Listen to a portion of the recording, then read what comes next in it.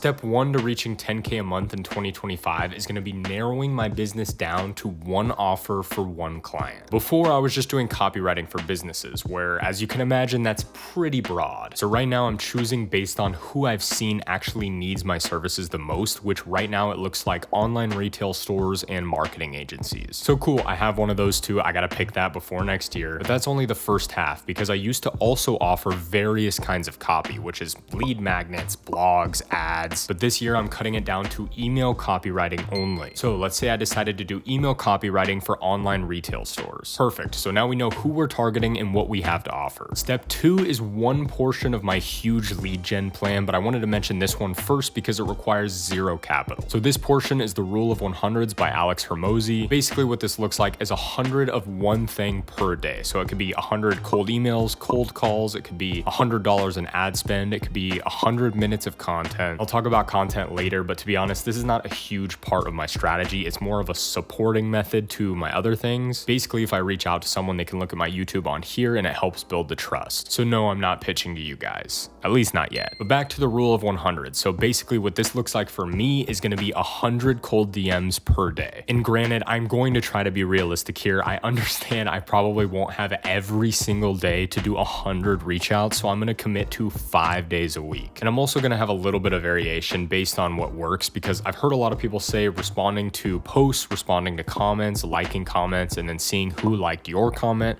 reaching out to those people, things like that work really well, especially within groups. So I am gonna experiment with that a little bit, and I'll let everyone know here how that goes. But that's it for the Rule of 100s. Very simple for me. It's just 100 reach outs. Right now I'm focusing on Instagram DM because that seems to be what people check the most and actually respond on. I've done a little bit of Facebook, but it's just a lot of sales pitches on there, a lot of spam. And before you say cold email, that leads me to my third step, which, by the way, this is just my method of trying to get to 10K a month next year, and I'm very confident it will work, but I don't fully know what I'm doing yet, so this is not advice or anything. This is just what I'm doing, but hopefully it's helpful to someone. So anyway, step number 3 is cold email, which for this I'm actually investing in a software which I believe will be sending out between 50 and 100 emails per day right now. I'll obviously scale this up depending on how well it works, but hopefully you start to see how I believe this is going to be a powerhouse. So right now with cold emails, I believe I'll be sending out around 3,000 per month. I have 4 different cold email scripts that I'm using with different subject lines, different body, and then I have 4 follow-ups that are spaced out between a few days or so. So having that running in the background on top of doing the Rule of 100s every day, I think we're looking good so far. Also, if you're curious, I think it's a couple $100 a month total for the cold email software, but honestly, it could take me like 3 months to get a client and it would still be worth it, so I'm really not stressing on it too much. Who knows, maybe it won't get a client at all, but my first ever client was from a cold email that I sent myself, so I'm actually pretty confident in cold email. And then we have step 4, which includes paid advertising, which I am not very good at. I don't have a ton of experience with it. I obviously know how to write good ad copy, but I'm still working on my skills with things like the analytics and the creative and analyzing everything. But I realized the concept the other day that is probably an absolute no-brainer to anyone that has any business knowledge, but clearly I don't. But essentially what I was thinking about is how much would it be worth to me to find out my cost per acquisition, meaning how much in, let's say, Facebook ads it costs me in order to buy a customer. Because at first I was thinking about this and I was like, okay,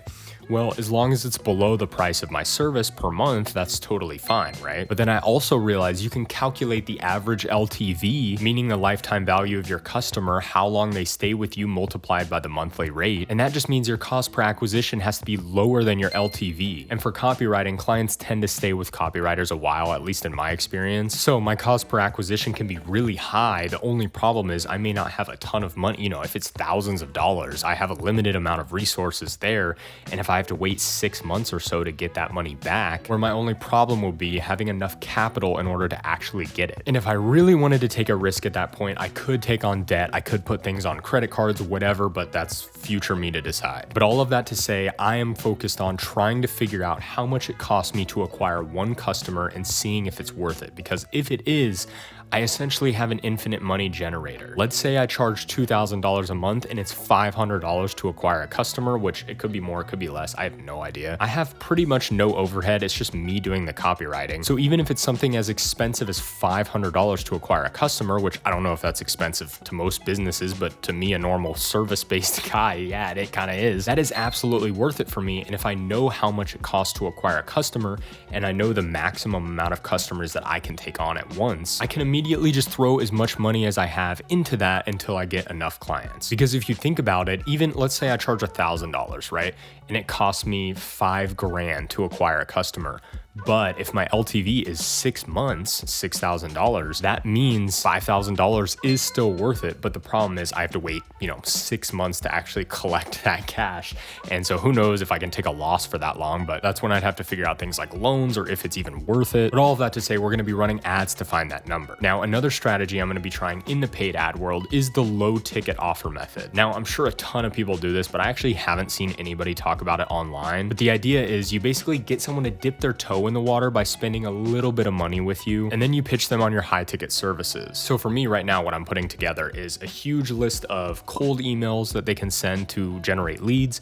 I'm putting together a list of warm emails, win back sequences, all sorts of plug and play emails that they can use with a ton of other stuff that I think they would find valuable. And then I price it super low so they're getting way more value than what they're paying for it. But instead of making it free, I am still charging for it just so I know it's a customer willing to spend money. And you see businesses do this all the time. Like there's software where you can try it for $1 a month. I think Shopify may have done that in the past, but you get the idea. So I'm selling a low ticket product at a loss and then trying to pitch them with my high ticket thing. We'll see how much it costs to advertise the low ticket product. That may be where social media comes into play because it may be a lot easier than trying to pay for ads, because I could see that getting really expensive. But same as before, as long as I can get a high enough percentage of people who purchase the low ticket product to hire me to do their copywriting, which is my high ticket service, then make sure that percentage and that math all works out, then it's worth it. So to make that somewhat easier to understand, let's say it's $100 to acquire a customer and I'm selling my thing for $10. That's terrible, right? I'm losing $90 every single time someone buys it. But let's say I charge $2,000 a month and I get 10% of the people who bought my low ticket thing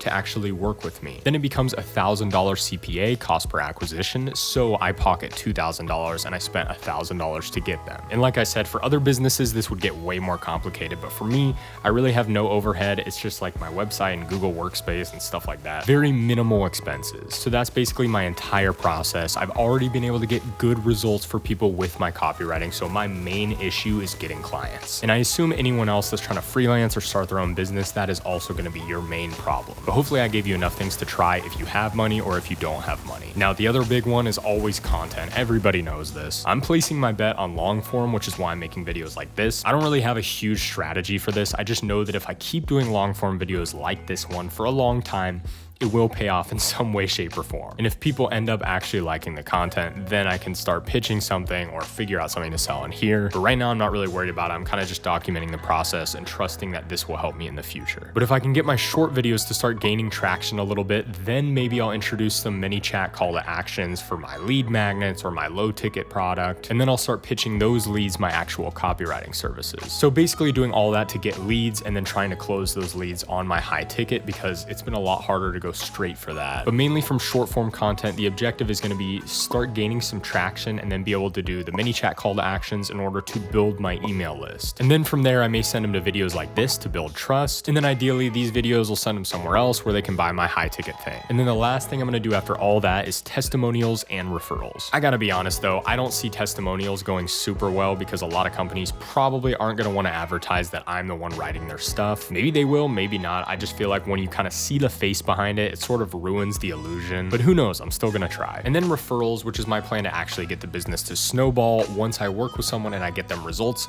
I either ask them for a referral or hopefully, ideally, they tell someone about me. And I've heard from a gazillion people that referrals are the easiest way to build a business, so we're gonna try it. But that'll be a little bit later down the line. I do have a couple clients I could ask right now, but I'm also trying to use some of these client acquisition strategies so I can get good at this because it's really hard and I want to learn this skill. I know it'll be valuable if I can learn the skill of getting clients, because then I can grow any business. It's like an infinity stone, or not. I don't know. I haven't watched the movie, sorry. But anyway, that is my strategy to get to 10K a month in 2025. We will see if it works. And as always, I will keep you updated right here. I'll see you in the next one.